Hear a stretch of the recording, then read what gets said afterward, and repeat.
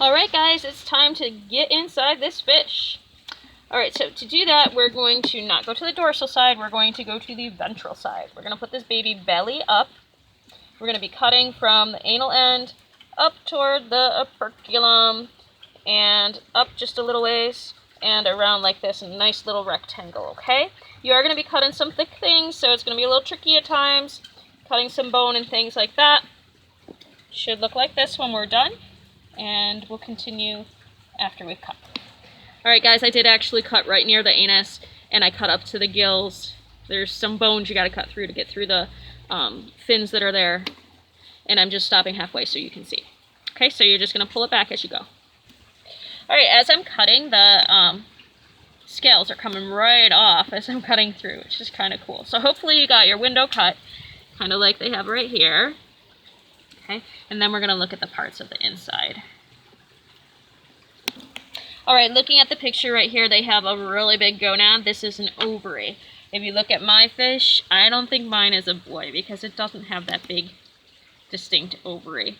I can see the intestines, and I can see, when I lift it up a little, I can see other organs inside, but I'm not seeing that big ovary like in the picture. So make note on your lab that you already turned in. Make note if you think you have a boy or girl fish, okay? Alright, this fish looks a little different than the picture. Right over here is where we would expect to find the liver. Not quite as clear as in the picture, right? Alright guys, so as we're looking inside and looking at the book pictures, they obviously are using a live specimen because it's much moister than what we have, and the colors are more distinct. So we're just going to look at the parts that we can see, and then we're going to look up exactly what they are, okay? Let's get this.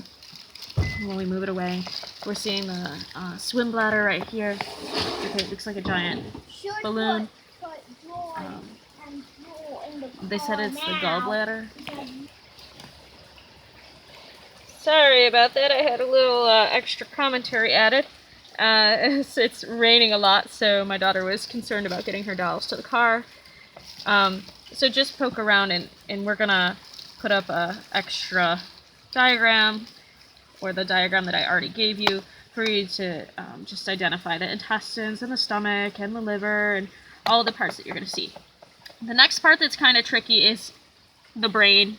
We're going to be cutting into the brain very soon, so go ahead and poke around, see what you can find. We tried to cut up further on this particular fish, and we only found muscle. So I'm thinking that that's actually the meat we would normally eat. Underneath there, it's a lot of muscle. You can also look back to picture 13.10 for some guidance about what you're seeing.